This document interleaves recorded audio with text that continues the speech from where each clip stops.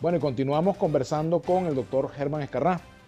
Por aquí nos hacían una pregunta en el Twitter con respecto a si cree que se está cumpliendo o no la Constitución del año 1999. En este programa básicamente opina el entrevistado, ¿no?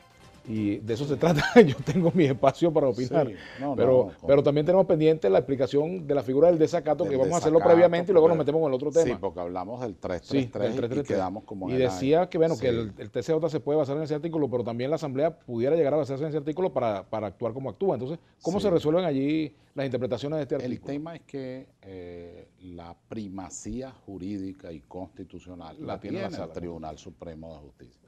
Así como que si se tratara de una ley, la tendría el Parlamento, o de, como dicen ahora, una orden ejecutiva, un decreto, un acto de gobierno, un acto administrativo de carácter general, entonces lo tiene el Poder Ejecutivo. Es decir, hay competencias que son privativas de cada uno de los poderes. En este caso, se trata de competencias privativas del Tribunal Supremo de Justicia, declarar la inconstitucionalidad, cualquiera que sea la razón que viole la Constitución. En este caso es el desacato a normas, desacato a procedimientos y, de manera fundamental, el desacato inicial a sentencias del Tribunal Supremo de Justicia. Esto ha traído para el país una situación de cierta inestabilidad. Creo que es un componente de la crisis, me estoy refiriendo a crisis política, básicamente, y eso debería llamar al liderazgo a hacer una reflexión, a restablecer las normas constitucionales y, como comentamos en algún momento, intentar un pacto de Estado, intentar ponernos de acuerdo en una agenda fundamental de los intereses y objetivos nacionales, donde no solo sean los 5 poderes del Estado y sus titulares, sino también el país político, el país económico, el país social, concertando para nosotros resolver los graves problemas que se nos vienen en el orden geopolítico. El que el presidente Trump esté allí no es cualquier cosa, hay que evaluar cada decisión que está dando y sobre todo los nombramientos que hizo. Básicamente el secretario de Defensa, que en anteriores oportunidades expresó su interés en intervenir en Venezuela militarmente. Entonces son aspectos de la seguridad colectiva que hay que evaluar. Hay que evaluar la guerra económica, que tiene un origen internacional, pero en relación también con un origen nacional. Entonces, allí el concurso de todos los sectores es fundamental. Y los graves problemas sociales, Vladimir, que no se pueden esconder, el tema de la seguridad alimentaria, el tema de la seguridad personal y familiar, el tema de una inflación galopante, el tema de la moneda en relación, por supuesto, a la divisa, el tema de la corrupción, entre tantos aspectos donde no es solo un tema del gobierno, sino que debe concertarse para hacer un esfuerzo e intentar salir de esta Fíjese que el situación. hecho de que usted haya derivado su respuesta del ámbito jurídico constitucional a lo político pone en claro que la resolución de ese nudo va más allá de lo jurídico, de lo Sí, constitucional, es ciertamente, una decisión de carácter político, es decir, ciertamente. o sea, por muchos vericuetos que se busque desde el punto de Sí, vista sí, sí, jurídico, la tiene, salida es política, eso es o la claro, solución a este eso es nudo. claro. Si no hay un pacto de Estado, si no hay un acuerdo, si no se viabiliza el diálogo, entonces se está jugando inexorablemente a una situación que yo no la llamo de guerra civil, es de guerra social.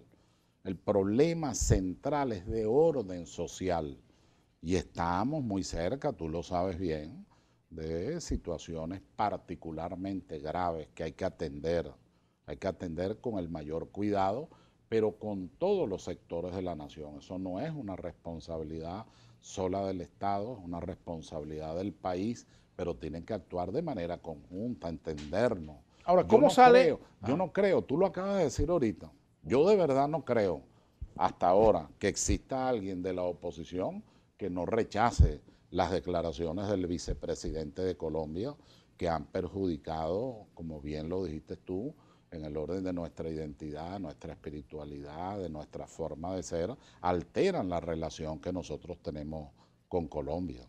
Por el contrario, debe ser una voz unánime, debe ser una actitud clara, debe ser una actitud contundente, no guerrerista, sino de llamar la atención para que esos asuntos no vuelvan a ocurrir como no deben ocurrir.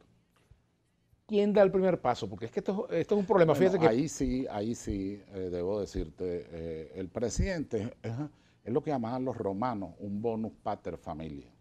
O sea, en esa condición de jefe de Estado, jefe de gobierno, comandante en jefe y superior jerárquico de la Fuerza Armada Nacional, director supremo de la política exterior, administrador constitucional, ¿no? De la Hacienda Pública Nacional, entre otros aspectos, le corresponde dar todos los pasos que haya que dar, como lo ha hecho. A mí me consta, y a todos, las iniciativas que se han tomado. De hecho, yo formo parte, es lo único que yo he aceptado y aceptaría, más nada, que es estar en la Comisión de la Verdad y la Justicia y el tema de las víctimas. Y la idea es que allí se forme una especie de areópago donde todos los sectores, en el orden ético, en el orden moral, en el orden de las convicciones democráticas, de las libertades fundamentales, de los derechos humanos, hagamos esfuerzos conjuntos para salir adelante y para resolver tantos problemas que están encima en este momento. Mientras tanto hay un problema, de la institucionalidad. Por ejemplo, la Asamblea Nacional.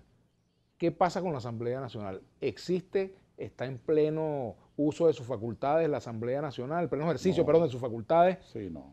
Yo creo que es bueno ver esto, ¿no? La Asamblea Nacional está en una situación menguada, una vez que la sentencia dice, mientras usted esté en desacato y no encuadre en las normas constitucionales, entonces usted, todos sus actos son ineficaces y son ilegítimos. ¿Y la inmunidad parlamentaria? ¿Qué pasa con la inmunidad parlamentaria? La inmunidad es diferente. Esa sentencia no se refiere a la inmunidad porque no es un acto posterior. Artículo 200 de la Constitución. La inmunidad nace de la soberanía popular. Exactamente, nace directamente en el mismo momento en que tú legalmente eres elegido diputado y te incorporas como diputado a la Asamblea Nacional. No es un hecho posterior. En cambio, los hechos que declararon el desacato de parte del Tribunal Supremo de Justicia son hechos posteriores. Por lo tanto, la inmunidad debe respetarse, la inmunidad es intangible, pero inmunidad no quiere decir impunidad. Ese es otro debate. El maestro Prieto Figueroa da un ejemplo extraordinario en su magnífica obra clásica sobre la inmunidad parlamentaria. Dice, si un diputado parlamentario me ofende, era el Congreso entonces, en el Congreso, en una investigación parlamentaria no puede hacer nada, porque esa es su inmunidad. Pero si él me ofende en una rueda de prensa, yo sí puedo ejercer la acción penal. Bueno, vamos a hacer una pausa y al regreso continuamos conversando con Germán Escarrá. Nos damos pendiente un tuit que es el anterior, pero en todo caso aquí dice Edgar, en su opinión, ¿cuáles son los pasos para que todo vuelva a la normalidad entre el TCJ y la Asamblea? Lo venimos conversando, podemos seguir profundizándolo, pero queda pendiente su evaluación sobre el proyecto, sobre la Constitución, si está aplicándose o no se aplica la Constitución, y otros temas pendientes con Germán Escarrá. Ya regresamos